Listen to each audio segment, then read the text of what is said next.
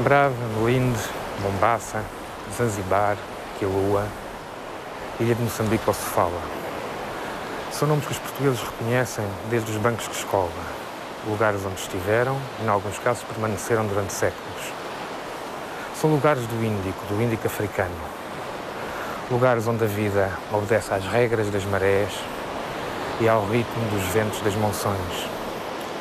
Quem dominasse o conhecimento dos ventos podia atravessar distâncias que nos parecem impensáveis. Antes dos portugueses terem ligado o Oceano e o Índico, já os indonésios tinham introduzido a banana no continente africano. E já os juncos chineses tinham transportado girafas para o seu imperador. O mundo que os portugueses aqui encontraram há 500 anos não era como o da África Ocidental. Era um mundo civilizado, entre aspas. Um mundo com cidades, cidades-estado, cidades de pedra, de rocha de coral, e cidades com palácios, com mesquitas e com riqueza em circulação. Era este o mundo que teve, aliás, um segundo apogeu no século XIX.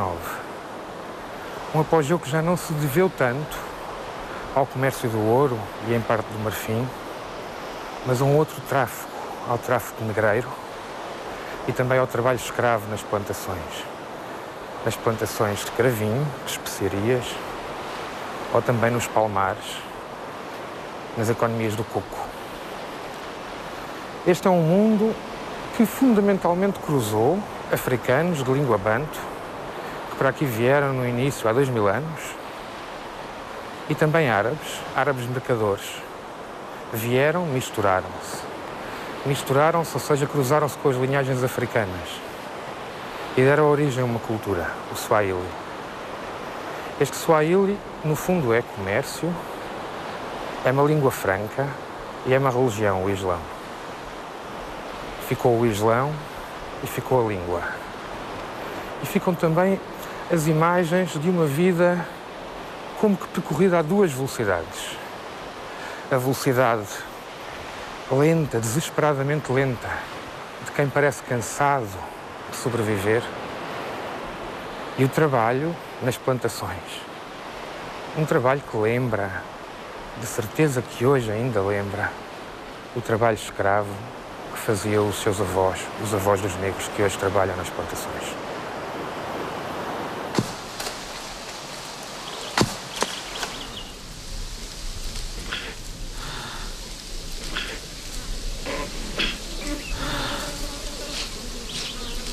Um palmar nos arredores de Quelimane. Este palmar de 25 mil hectares é um dos muitos que se espalham pela costa a norte do rio Zambeze. É propriedade de uma empresa holandesa.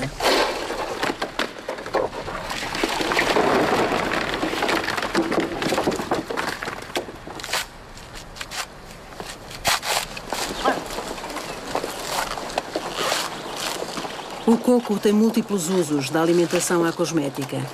É uma das principais riquezas de toda a costa oriental de África, o que explica o interesse das multinacionais que comandam à distância a economia da copra e o modo como aí se vive e se trabalha. Nesta plantação vivem 500 famílias e todos os dias agrupam os frutos, abrem-nos, livram-se das suas águas, revelam as suas polpas.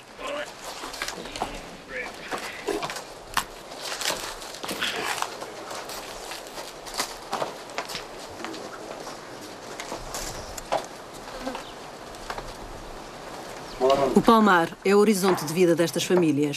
Elas têm aqui as suas casas, a venda e até o cemitério.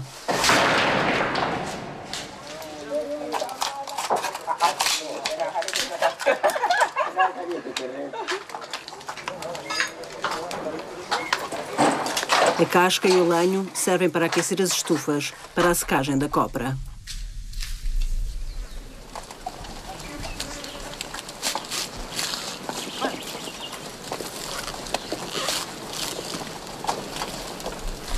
Nas planícies costeiras do centro e norte de Moçambique existem ainda outras culturas extensivas. É o caso do algodão, recolhido por homens e mulheres na plataforma continental, ao largo da ilha de Moçambique.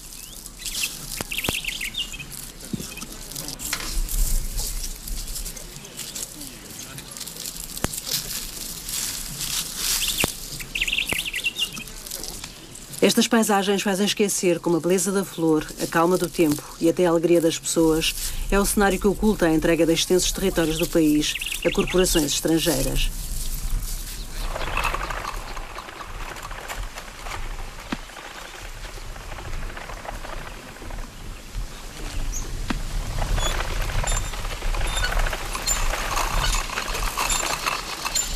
Definitivamente é preciso seguir os caminhos da história para se entender como em África há tantas Áfricas. A África encontra-se desde logo nas suas raízes, nos cantos, nas danças ou nos ritos de iniciação.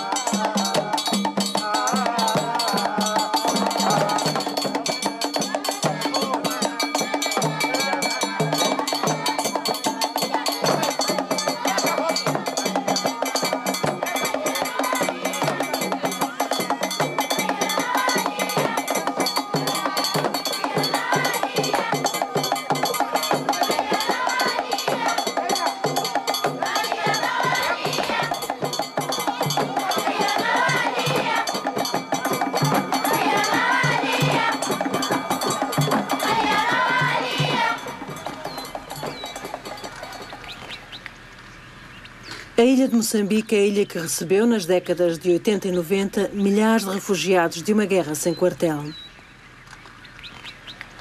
Esta é a ilha que deu história e nome a um país exausto.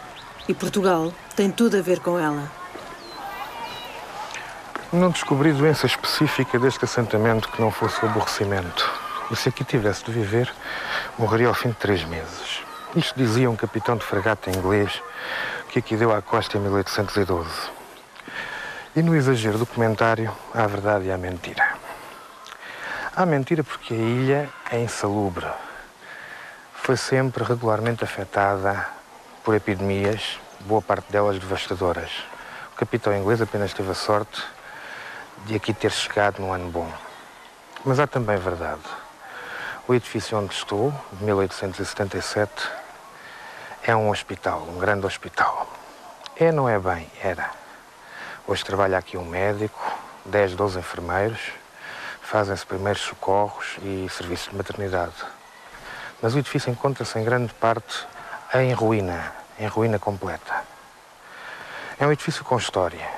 O primeiro hospital na ilha data de 1538, depois de um pequeno posto médico que os portugueses colocaram aqui logo em 1507. E desde aí nunca deixou de haver hospital na ilha de Moçambique. Não foi bem por proselitismo que os portugueses aqui colocaram hospitais e hospitais grandes. De facto, às portas da independência de Moçambique existiam 400 médicos para 8 milhões de habitantes. Não é muito, como se pode imaginar. O que aconteceu foi que nesta ilha o hospital era tão importante como a fortaleza. A ilha de Moçambique servia de placa giratória. Não havia navio português partido de Lisboa para a Índia que não tivesse de parar aqui, ou regressado da Índia a caminho de Lisboa que não tivesse também de parar aqui, aguardando depois os melhores ventos para seguir até ao destino final. Era exatamente porque o papel da ilha de Moçambique era este, o de servir de porto seguro aos portugueses, e porque nestes barcos vinha sempre gente doente, que ou provocava uma epidemia por toda a ilha, ou aqui se conseguia restabelecer que na ilha de Moçambique sempre houve hospitais.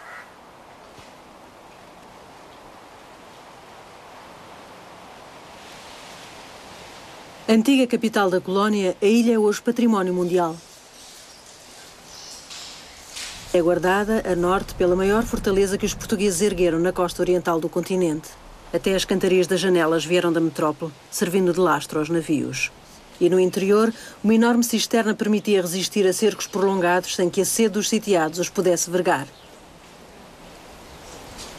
A presença ocidental prolonga-se nas igrejas, mas a vida corre quase indiferente aos sinais deixados pelos portugueses.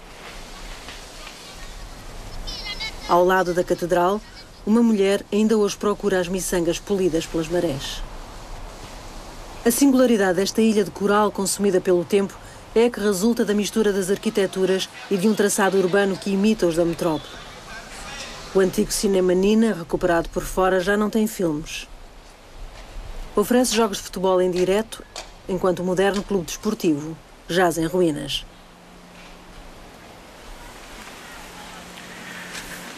Era no cais, junto ao Jardim do Governador, que desembarcavam os colonos e os visitantes brancos da ilha.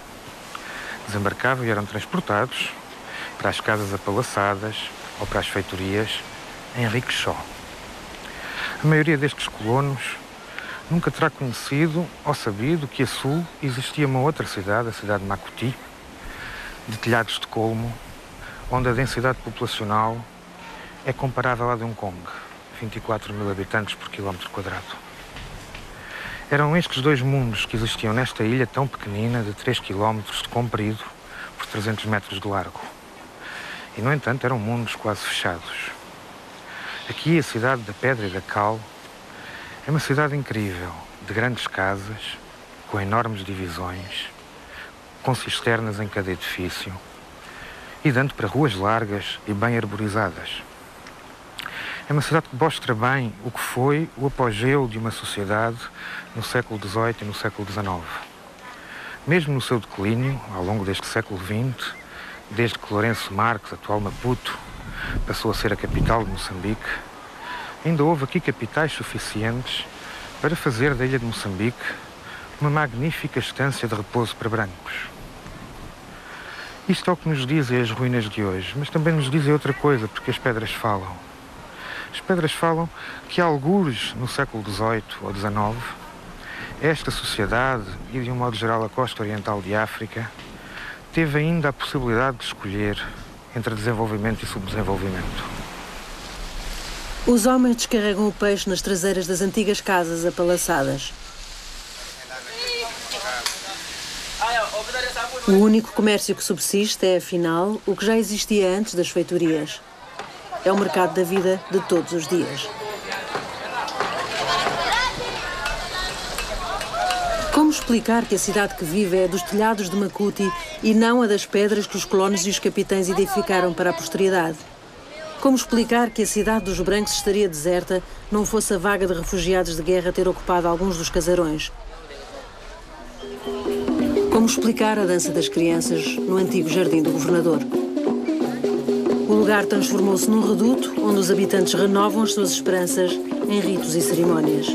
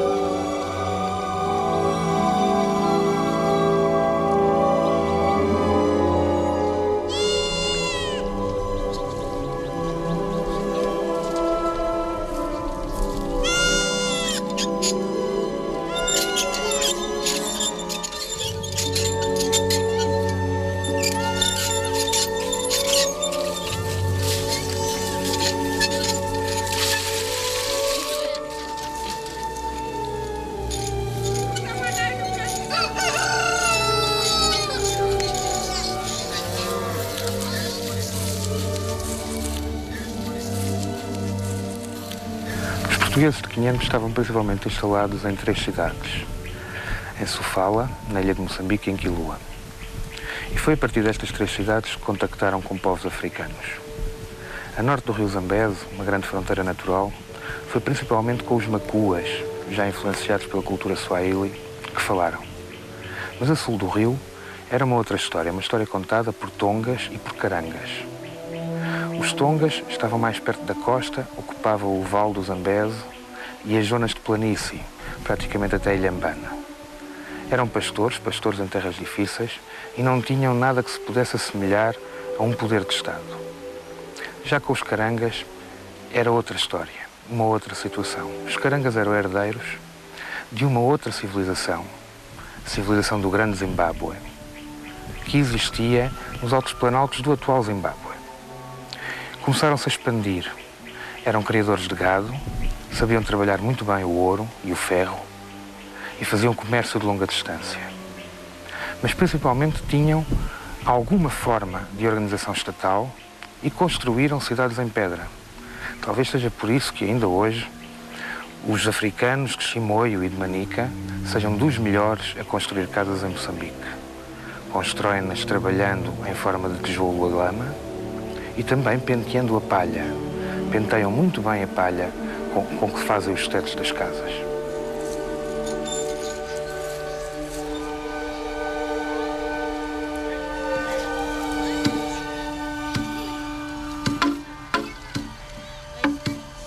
A arte da construção é apenas um dos lados de uma cultura. Outro é o da religiosidade. Esta mulher é uma xamã, filha de xamã, e centra as suas preces no cigarro de alguém a quem deseja bons votos.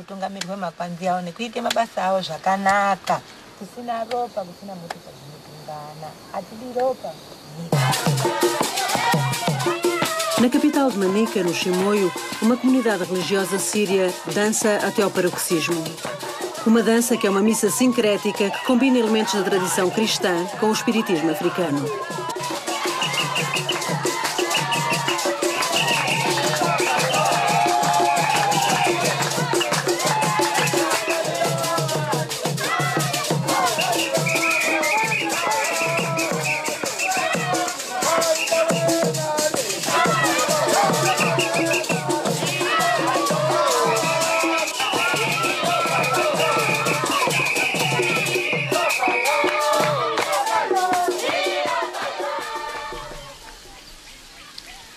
Bem mais a norte, em lugares habitados por macondes, não é a construção que marca a identidade da etnia.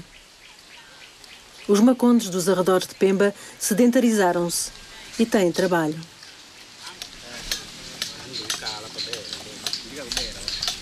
Neste caso, além de artesanato corrente, a encomenda é do fornecimento de martelos para os tribunais moçambicanos. Em pau preto, uma madeira protegida. Os macondes trabalham também o marfim. O marfim foi, para os portugueses, o substituto do ouro que aqui esperavam encontrar. Mas o metal amarelo era escasso. Os capitães voltaram-se para o marfim que traficavam para a Índia. Foi este o negócio que moldou a conquista de Moçambique. As expedições em busca de elefantes penetravam cada vez mais no interior. Os acordos com as lideranças locais passaram a ser inevitáveis. E os capitães obtinham o curioso título de esposo do chefe africano.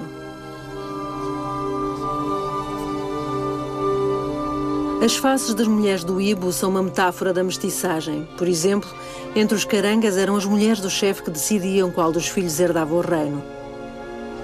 Ser esposa do chefe dava direito a terras e gado. Assim, compreende-se melhor o título atribuído aos portugueses do Marfim, ou os primeiros casamentos entre brancos e negros. Para sobreviverem, os conquistadores que se fixaram no interior adotaram a cultura dos conquistados.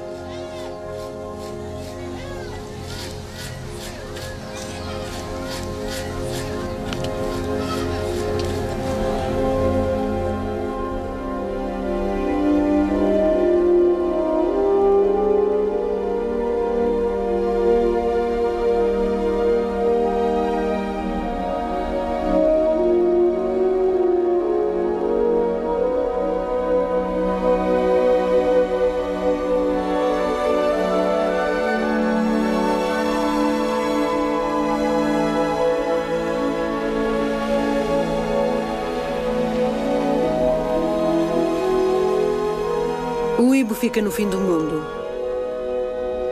Os portugueses escolheram a ilha porque ela só era acessível com o conhecimento das marés e porque se ocultava no interior de um arquipélago de 24 ilhas.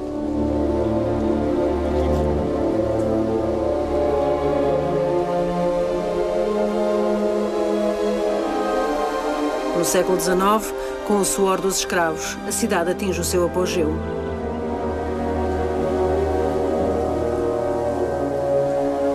Hoje, ela deve os seus encantos ao abandono.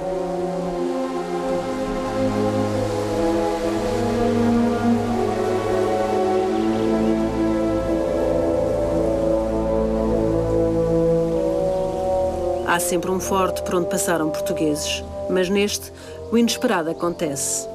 Por detrás das grades que guardaram nos anos 60 nacionalistas moçambicanos, trabalha-se hoje a prata.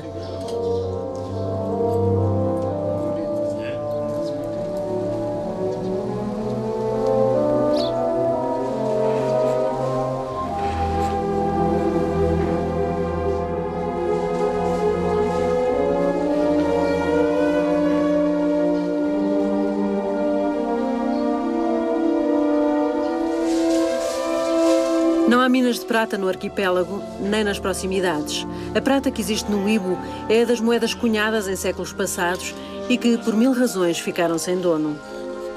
São moedas deixadas por comerciantes, por negreiros, por piratas e corsários.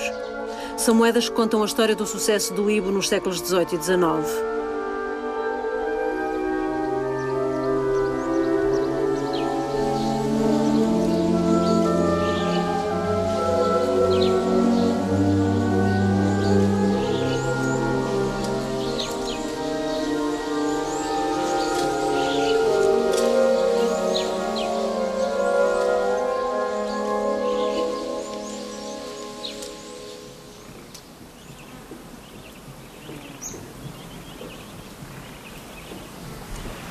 Foi lugar da Guarda de Naus, que foi celeiro da ilha de Moçambique, e foi entreposto, um grande entreposto, de ouro, marfim e principalmente de escravos, num negócio já ilegal, que durou quase até ao século XX, e que envolveu alguns chefes macuas, árabes, portugueses e franceses. Portugueses especiais, os chamados muzungos, afro-portugueses, descendentes de portugueses que se foram cruzando com as linhagens africanas. Hoje o Ibo são ruínas modernas. É isso que é esta cidade.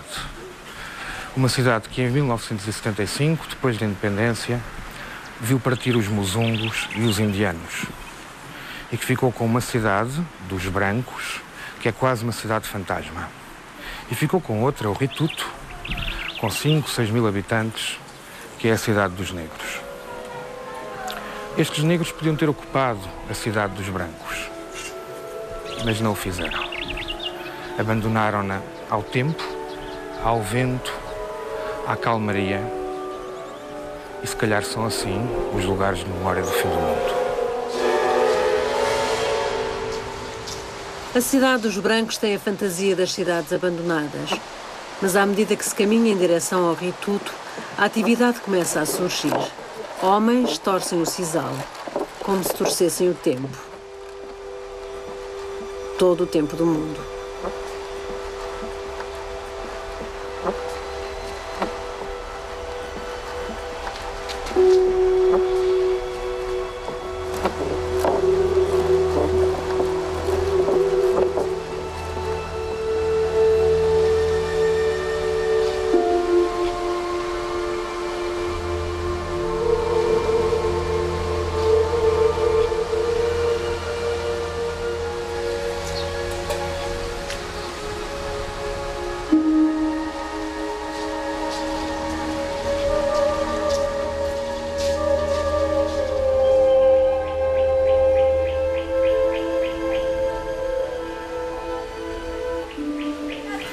Em 1892 constitui-se uma companhia, a Companhia do Niassa.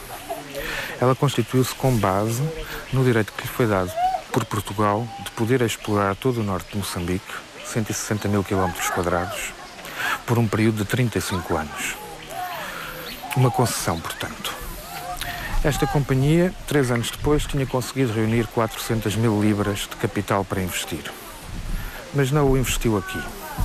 Pura e simplesmente julgou-o na bolsa e perdeu. Estava praticamente falida. Só 4 anos mais tarde, fez a sua primeira intervenção no território. Enviou 3 expedições militares do Ibe para o interior e mal sucedidas de resto. Depois disso, conta-se a única proeza desta companhia. Em 1904, inicia uma nova cidade, Porto Amélia, hoje Pemba, e que explica grande parte das razões pelo qual o Ibe perdeu importância nesta zona de Cabo Delgado. Em 1908, a companhia do Niassa, que era de capitais ingleses, estava novamente falida. E em 1913, os ingleses venderam muito facilmente à Alemanha a companhia. A Alemanha tinha comprado uma colónia por 15 anos. Veio, entretanto, a Primeira Guerra Mundial, os alemães perderam e os ingleses recuperaram a companhia. Recuperaram-na na esperança de conseguirem uma prorrogação do alvará por mais tempo. Era demasiadamente escandaloso, porque eles não tinham feito rigorosamente nada até então. Como os portugueses, nessa altura, lhe não renovaram o alvará, o que aconteceu foi simples. Os últimos 10 anos da Companhia de Niassa foram passados em cobranças aceleradas de impostos de palhota e também no recurso à mão de obra extensiva para as plantações particulares dos acionistas da própria companhia. Em 1927, quando acabou a concessão, os acionistas estavam francamente mais ricos, a companhia estava pela 3ª vez falida e o norte de Moçambique estava mais pobre.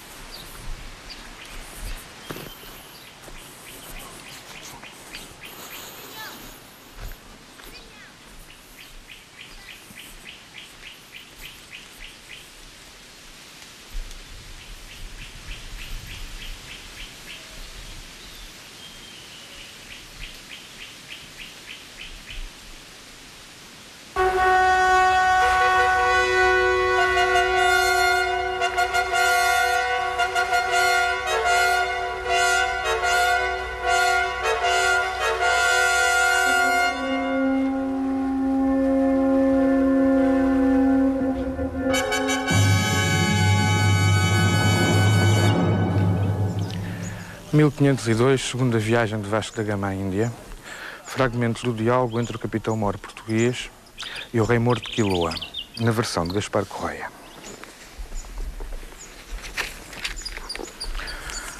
O capitão mor recebeu-o no batel com muita honra, dizendo-lhe que, sendo amigo de El-Rei, seria muito poderoso e estaria para sempre seguro de ninguém lhe fazer mal em sua cidade e porto.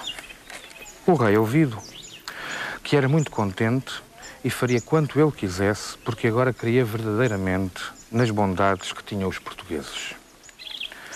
Então lhe disse o capitão mor que, se assim se fazia amigo de El-Rei de Portugal, o seu senhor, havia de fazer como faziam os outros reis e senhores. Em cada ano havia de pagar certa cópia de dinheiro ou uma joia muito rica. O que foi ouvido pelo rei pô-lo muito triste, dizendo que em sua cidade e porto bem agasalharia aos portugueses, mas haver de pagar não era modo de boa amizade. Era sujeição tributária de homem cativo. Então o capitão mor lhe respondeu: eu sou escravo de El-Rei, meu senhor. Se eu quiser, em uma só hora a tua cidade será feita em brasas, e se a tua gente quiser matar o fogo, dentro dela serão todos queimados. E quando tu vires isto, bem sei que te arrependerás. Vai-te para a terra que logo verás. E o rei de Quiloa respondeu: se eu soubesse que me querias cativar, teria fugido para o mato, que é melhor ser adibo solto que galgo preso em trela de ouro. Este foi o primeiro diálogo, em 1502. Nesta altura, o rei árabe acabou por pagar o tributo. Em 1505, Quiloa seria saqueada pelos portugueses e feita uma fortaleza. Em 1512, os portugueses abandonavam Quiloa, depois dela já não ter qualquer tipo de interesse comercial. Foi em cima dessa fortaleza portuguesa que os árabes construíram no século XVIII uma outra, a que está atrás de mim. Chama-se Gereza. Gereza quer dizer em Swahili prisão. Mas não é preciso ser um gênio para se perceber que a origem da palavra Gereza é uma palavra bem portuguesa. Igreja.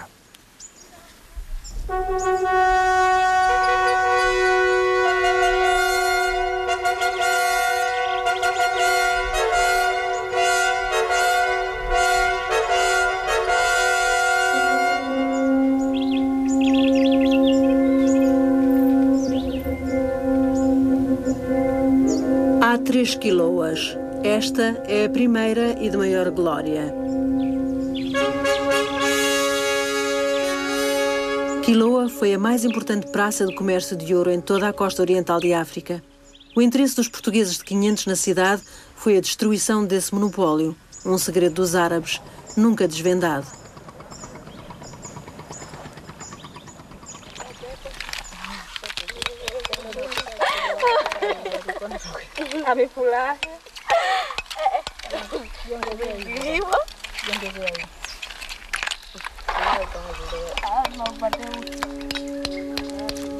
A importância do lugar remonta ao século XI, quando aqui se construiu, em pedra de coral, a maior mesquita desta costa de África.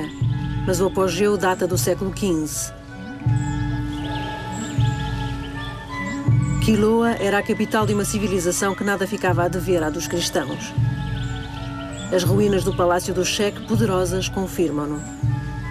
Se a Quiloa das ruínas vive no silêncio do abandono, a Quiloa habitada também está votada ao esquecimento.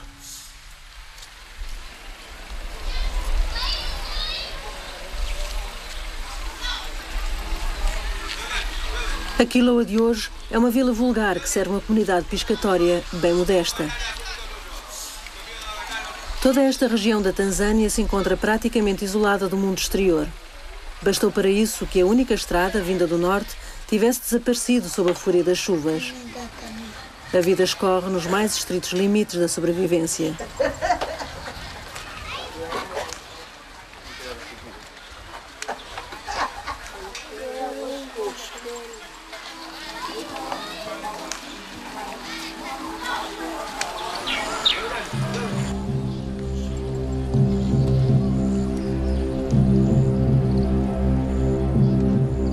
Em Quiloa, até o sol, compreensivo, se põe mais devagar.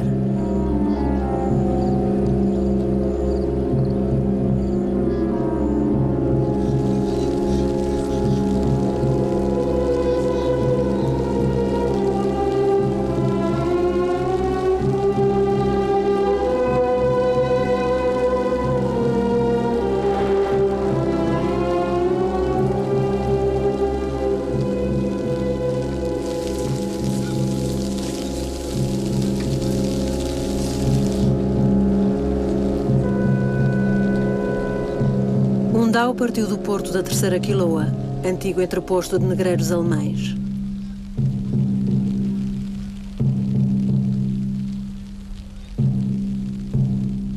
Rumo a norte, em direção à grande ilha, Zanzibar.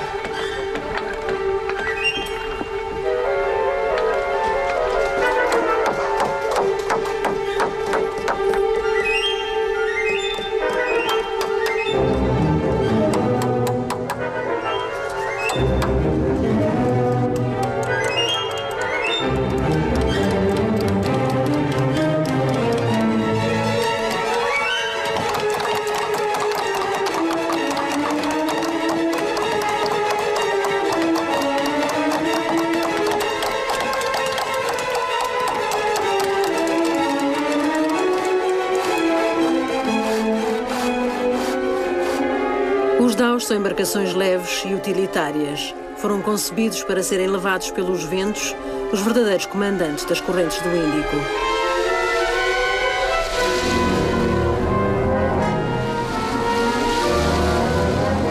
Os daus são um dos legados dos árabes do Iêmen e de Omã.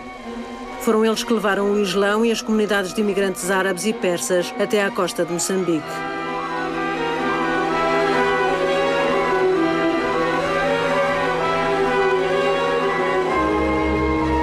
Nestes mares, o tráfego era intenso.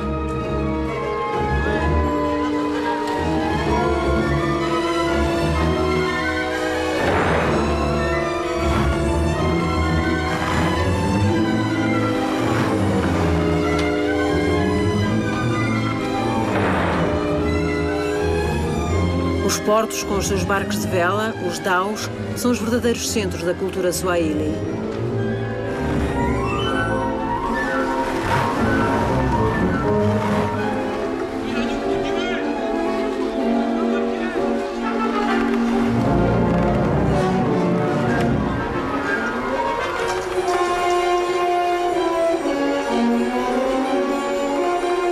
O Índico foi para as grandes velas triangulares um mar interior, um gigantesco lago para as trocas e comunicações. Foi com este mundo que as caravelas se travaram de razões.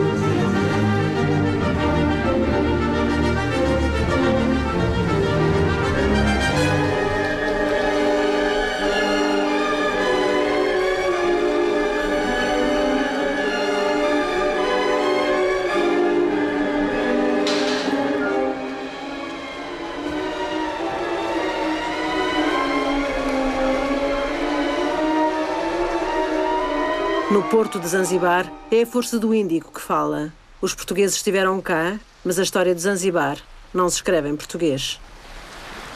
Zanzibar. Este nome tem qualquer coisa de mágico. Lembra sultões, princesas, palácios. E este é um modo, o modo Mil e Uma Noites, de olhar para a cidade de Zanzibar. Há outros, por exemplo, Livingstone, um grande explorador africano que aqui viveu um ano, chamava-lhe não Zanzibar, mas Stinkibar, tal o fedor que exalava desta cidade.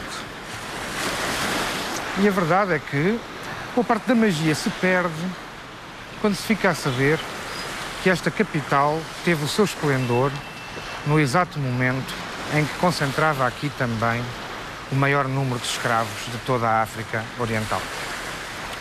Ou seja, esta era uma cidade que tinha sultões e princesas de um lado e que tinha também muitos milhares de escravos do outro. A própria malha urbana da cidade hoje ainda reflete essa história, que é uma história com 100 anos de idade. A cidade antiga, a cidade de pedra, é um triângulo com mar dos dois lados e que agora tem uma avenida que a fecha e que antes era um rio. É a chamada Creek Road. Aqui estão ainda hoje todos os que são comerciantes indianos ou árabes ou europeus. E do outro lado começa a cidade dos negros, a cidade da África subdesenvolvida.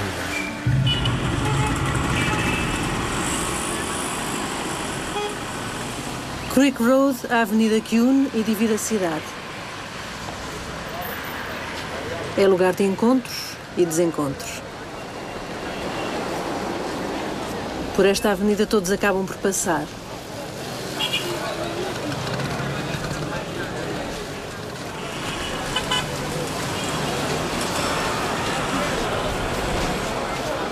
Em Zanzibar, combina-se o ritmo pausado das regiões subtropicais com a força primitiva das cidades de comércio.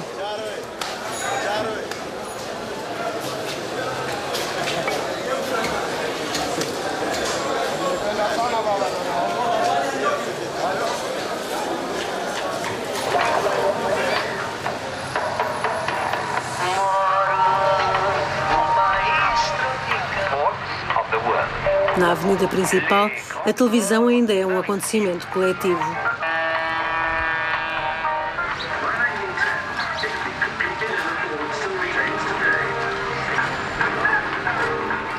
Para aqui, para a ilha, vieram primeiro os povos da costa africana, os jins. Vieram depois árabes, sabeus, populações do atual Iêmen. Seguiram-se os persas, os Shirazi, que espalharam comunidades ao longo de toda a costa e também na ilha.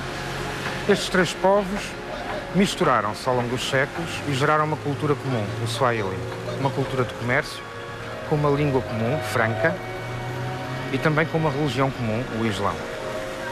No século XVI chegaram portugueses e depois ingleses e franceses. Mas 100 anos antes dos portugueses aqui chegarem, já cá tinham estado juncos da China e da Indonésia.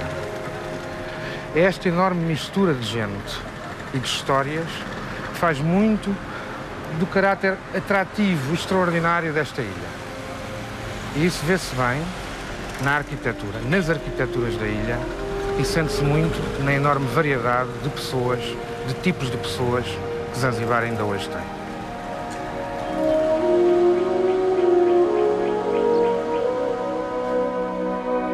A capital da ilha mais parece um cenário. Consta que o basamento deste pano de muralha se ficou a dever a portugueses. Ninguém sabe ao certo. Como ninguém sabe o modo como as ruas e ruelas da cidade velha adquiriram forma. No labirinto, a luminosidade é pouco vulgar. Por aqui o visitante pode perder-se, mas não se perde. Uma vulgar sucessão de janelas apresenta-se como uma exposição ao ar livre. Os alpendres dos prédios altos insinuam casas em cima de casas. E na rua, as soleiras das portas servem de conversadeiras.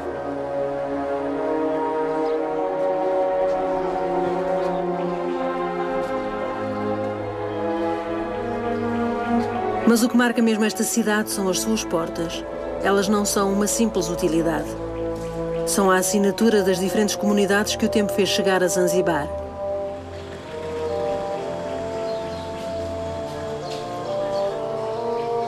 Zanzibar é isto mesmo, um lugar de chegadas e partidas, a ilha que o Índico escolheu como montra de si mesmo. Há centenas de portas em madeira trabalhada na cidade de Zanzibar. Para um turista, elas são todas muito bonitas, mas parecem do mesmo género. Na realidade não é assim. Por exemplo, esta é uma porta que fecha em semicírculo em cima e que se ornamenta com motivos naturais. É uma porta indiana. O uso do cobre com estes espigos para combater elefantes também é uma tradição indiana. Mas há outras portas, há as portas árabes, que são retangulares, não fecham em semicírculo, mas diretamente, e que se ornamentam com inscrições corânicas. E há ainda as portas de Guzerat, que são portas geométricas, retangulares, mas com relevos em forma geométrica, em paralelepípedos. Talvez esta seja uma das razões por que se sente tanto o cheiro e a influência da Índia nesta ilha africana.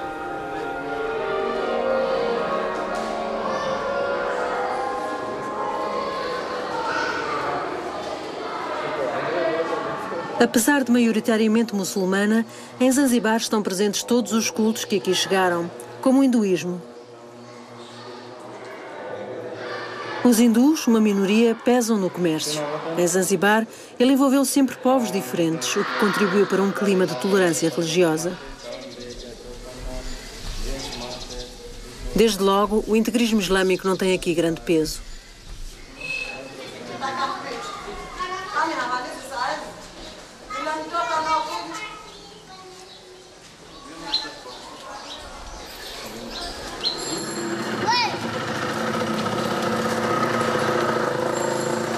Por outro lado, a influência inglesa na ilha ajudou. O Império Britânico evitava os conflitos confessionais que prejudicavam os negócios.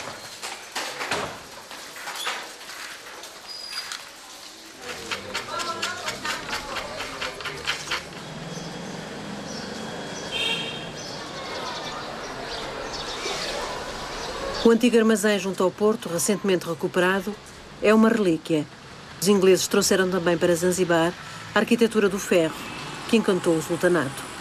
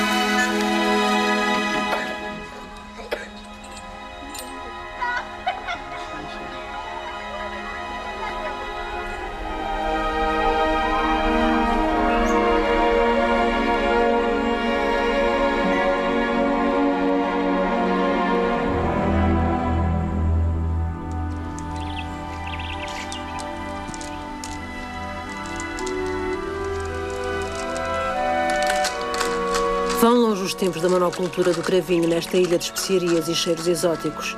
Existem ainda algumas plantações, mas nada comparado com o sucedido durante o século XIX, quando o sultanato de Zanzibar concentrou nesta especiaria o grosso do trabalho escravo. Este modo de vida existiu sempre. Este ritmo perde-se nos séculos e terá sido o que os portugueses encontraram quando no século XVI aqui chegaram. Os portugueses estiveram em Zanzibar entre 1500 e 1700. Foram apenas 200 anos e não deixaram nem grandes marcas, nem grandes saudades. Por exemplo, aqui estas ruínas nem se sabe bem se são portuguesas.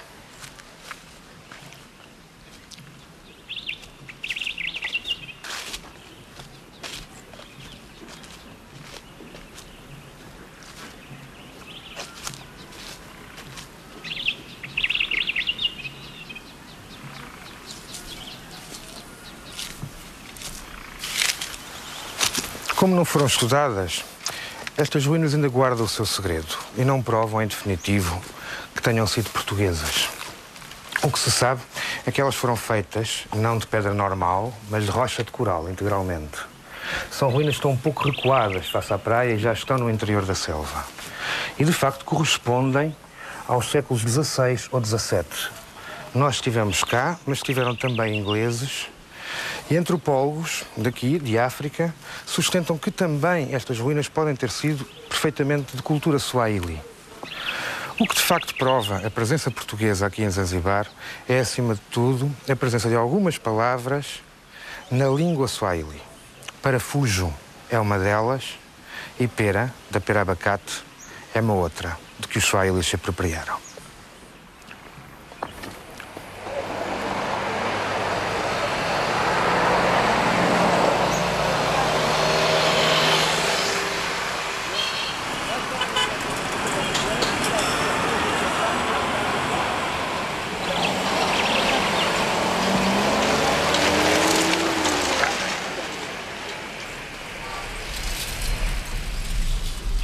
Zanzibar, embora tolerante para as confissões minoritárias, é esmagadoramente islâmica.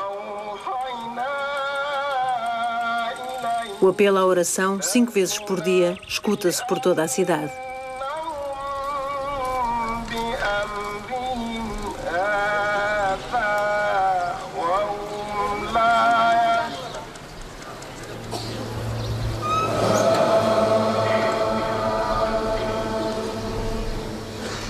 A presença do Islão não tem, contudo, o rigor que se pode descobrir noutros países muçulmanos.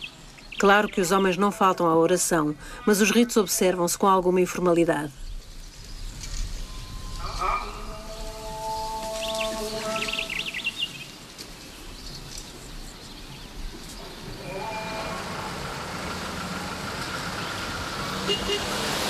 Zanzibar surpreende ainda porque existem fora da cidade velha os sinais de uma independência que se quis apontada ao socialismo. No lugar onde no século XIX se amontoavam os escravos do sultanato, o regime importou para as famílias dos funcionários públicos o absurdo das piores urbanizações ocidentais.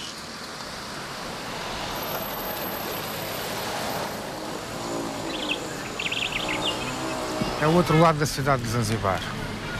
Uma cidade de betão construída por alemães da antiga RDA no final dos anos 60. E é aqui que se deve contar a história do fim da escravatura nesta ilha. Eis os factos principais. Em 1822, os ingleses impuseram ao sultão de Omã e de Zanzibar fortes restrições à exportação de escravos da ilha. Nessa altura, o sultão virou-se definitivamente para a plantação de cravinho no interior da ilha.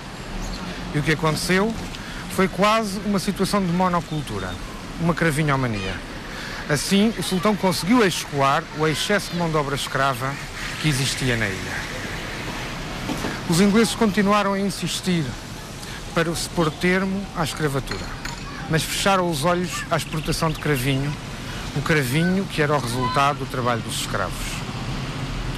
No fim, mais para 1873, 1874, finalmente os ingleses conseguiram acabar com a escravatura na ilha. Os preços do cravinho tinham caído e com eles também tinham caído os preços dos escravos. Os ingleses conseguiram acabar com a escravatura E no exato momento em que o conseguiram fazer, também ficaram a mandar na ilha. Zanzibar passou a ser um protetorado britânico.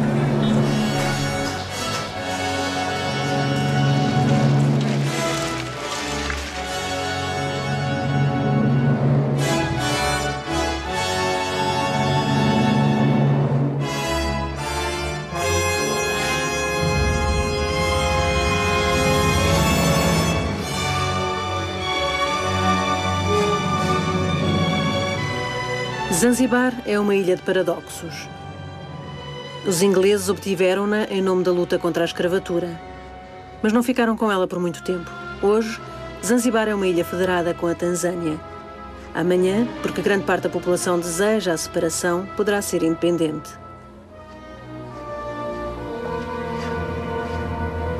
Mas o seu destino nem por isso deixará de ser o do Índico.